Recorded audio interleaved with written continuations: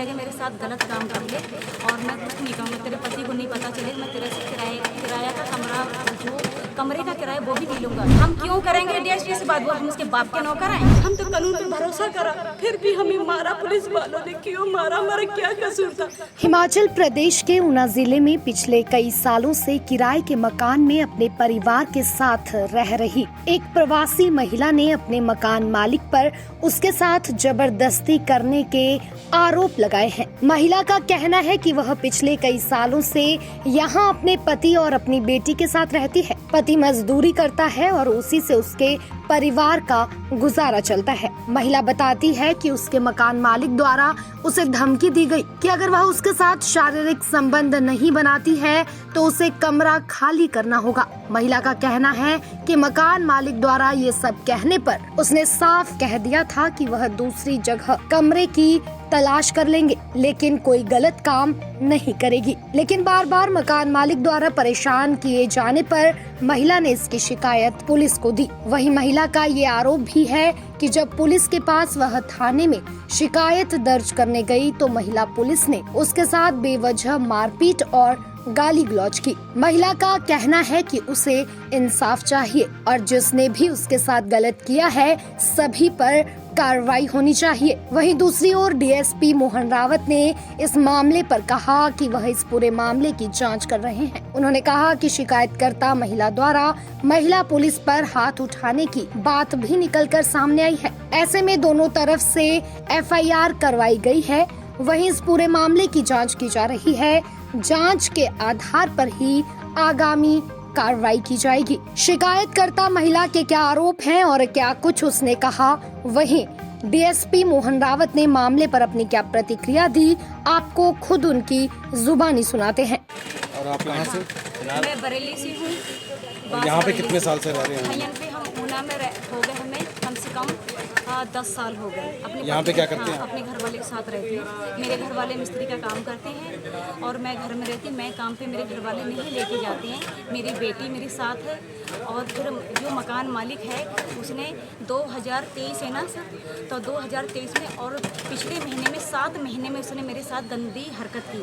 कहने लगे मेरे साथ गलत काम कर ले और मैं कुछ नहीं कहूँगा, तेरे पति को नहीं पता चले, मैं तेरे से किराया का कमरा, जो कमरे का किराया वो भी नहीं लूँगा। तेरा घर वाला मुझे देगा कमरे का किराया, मैं तेरे को वापस कर दूँगा। मेरे साथ गलत काम कर ले तो मुझे पसंद आएगा। मैंने सर हम उसमें की जनानी नहीं, लेडीज़ नहीं, आप औरत को पहचानना सीख लो। हम गलत नहीं, हमारा आदमी मेहनत से कमाता है, 2 रोटी हमारी बेटी को हमें खिलाता है। हम ऐसे काम नहीं करेंगे। नहीं करेगी तो तू मेरे कमरे में से खाली कर दे कमरा। मैंने कोई बात नहीं, मिल जाएगा सर, मैं पक्का करूँगी, मेरा वादा है। मैंने कमरा रोज ढूंढ रही, हमारी टेंशन भूख के पिला से कमरा भी, हमारा काम भी छूट रहा है, हमारा दिहाड़ी भी नहीं कर पा रहा है, बारिश करके मद्दा काम है।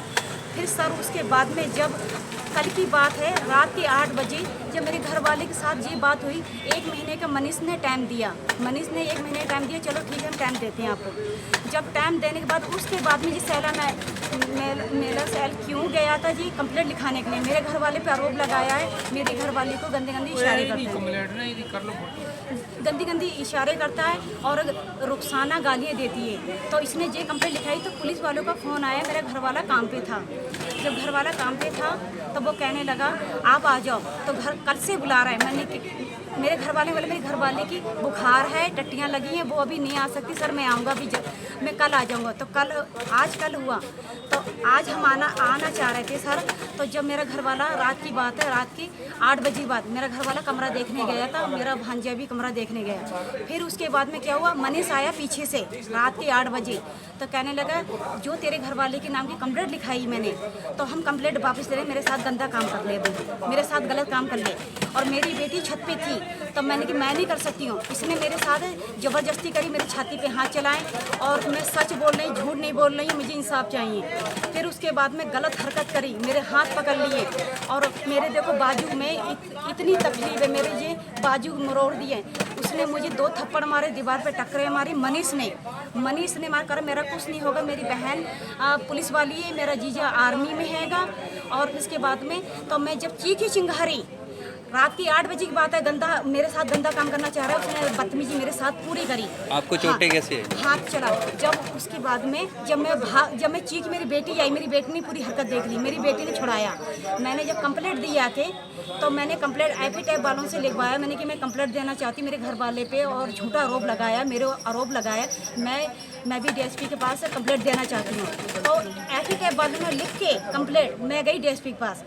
डीएसपी जो सबसे ऊना के जिला के बड़े साहब हैं, डीएसपी और अजय उनका नाम है, मैं उनको बुला लूँगा। पहले आप ऐसा करो, जब आपको फ़ोन आ रहा है ना, तो आप मेरा सेल में चले जाओ, वहाँ पे जाओ, उनकी सुनो। अगर उनसे ये कहना है मेरी अजय से बात कर लो, तो वो मेरे से बात कर लेंगे, हम उनसे बात कर लेंगे। आप जब हमें मारेंगे, हमें डर लग रहा है, कर नहीं मारेंगे आपको, आप जाओ, कुछ नहीं करेंगे वो। जब हम गए, डीएसपी ने मुझे भेजा, डीएसपी के कहने से मैं गई, तो वो एक कंप्लेंट मैं उनको दे गई और एक कंप्लेंट मैं लेके गई।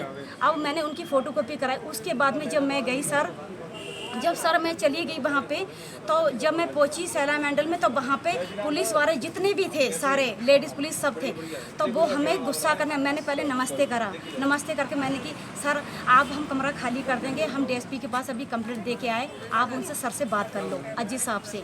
उन्होंने बात के लिए बोला, तो अगर हम क्यों करेंगे डीएसपी से बात, वो हम उसके बाप के नौकर हैं, और वो क्या लग रहा है, उन्होंने गाली दी। मैंने कि सर बात कर लो आप, इन्होंने बात नहीं की।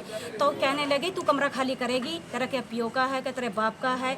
मुझे बहुत गंदी गाली दी, मैं आपको बता नहीं सकती हूँ। बदतमीजी करने लगे पुलिस वाले, सब जने करने। फिर मुझे धक्का उक्का, जब मैंने कि सर आप मेरी नहीं सुनाई करे, मैं जा रही हूँ। जब मैं जाने लगी, इन्होंने ज़बरदस्ती मुझे कमरे में धक्का देके, लेडीज़ ने बंद करके मेरी पट्टे की मार लगाई है, और इन्होंने मेरे बाल पकड़ के टक्कर मारी है। जब तक मेरा खून नहीं निकल दिया, कम से कम 2 घंटे की मार लगाई। मैं बहुत चीखी, बहुत मदद मांगी, और मैडम ने, पुलिस वालों ने मुझे, 4 पुलिस वालों ने, 2 और 3 मैडम थी, और जो पुलिस वाले आ रहे कर मार दो जान से, बाहर बात लीक ना हो जाए, और जी हमारी वर्दी का मामला है, हमारी वर्दी ना उतर जाए, हमारी नौकरी ना चली जाए। सर इनकी वर्दी उतरनी चाहिए, हम आपसे इंसाफ मांग रहे हैं सर। और इनकी जीब सरकारी नौकरी कर रहे हैं ना, तो किसी गरीब को मार देंगे क्या?